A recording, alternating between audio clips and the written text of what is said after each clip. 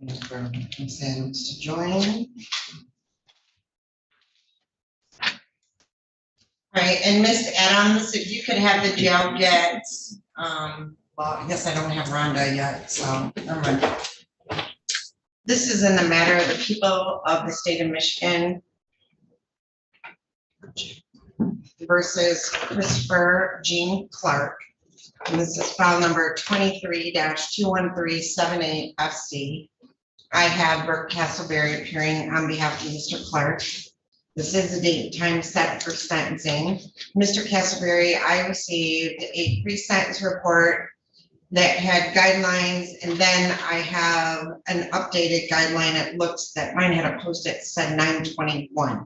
Do you have that as well? I do, Your Honor. Okay. All right. So, Mr. Clark, have you had an opportunity to read and review? I'm sorry. Have you had the opportunity to read and review the pre-sentence report with your attorney? Yes, ma'am. Okay. Have you had an opportunity to discuss the pre-sentence report with your attorney? Yes, ma'am. Are you satisfied with your attorney and the advice he's given you? I am, Good. Mr. Castleberry, do you wish to explain or challenge the accuracy or relevancy of any information in the pre-sentence report? We do not, Your Honor. Does the pre-sentence report disclose any prior convictions in which there exists any known constitutional defect? No, Your Honor.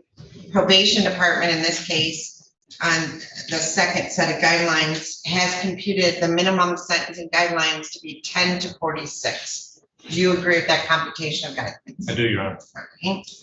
Before the court passes sentence, is there anything you'd like to say on behalf of your client? Your Honor, Mr. Clark suffers from mental illness, and he is committed to working on that as a term of his probation. We've had quite a lengthy discussion about that, as well as his physical health.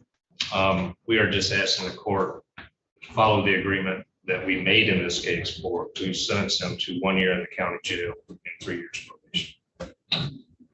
Mr. Clark, is there anything you'd like to say on your own behalf? no, Your Honor, I'm sorry to cause all this, sorry to waste the court's time.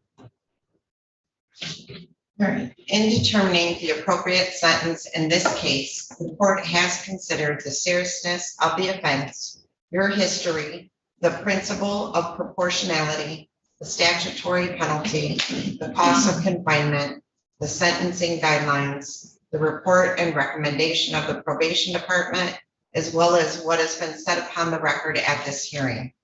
The criteria and reasons for the sentence are the nature and gravity of the offense, the discipline appropriate to its commission, deterrence against repetition by you and by others, potential for reformation, vindication for the law, and the protection of society.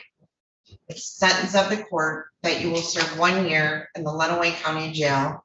I will give you credit for 267 days already served. We placed on probation for a period of 3 years. During that term of probation, you are not to use or possess alcohol. You're not to go to any bars. You can't use or possess any controlled substances or paraphernalia. You must use prescription drugs only as prescribed to you. You must complete a substance abuse assessment if referred by Ms. Holly. You must not use any object as a weapon.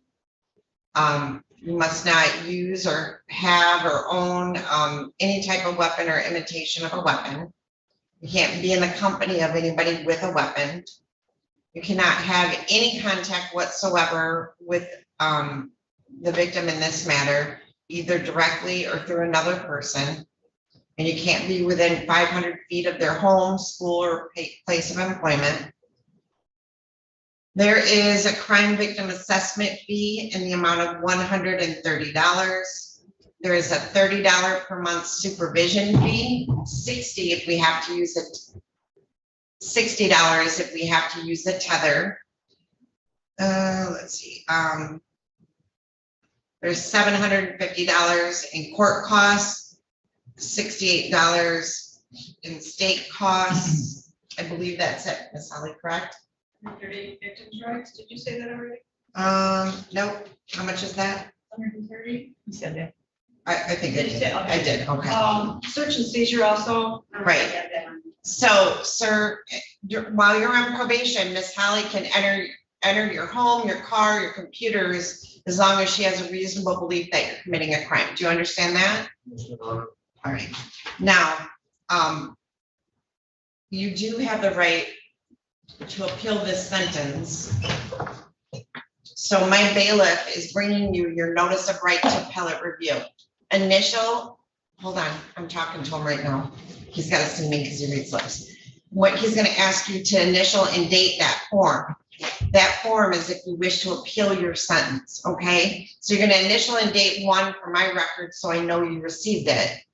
But the other copies are for you if you wish to appeal your sentence. Well, All right, thank you. Go ahead.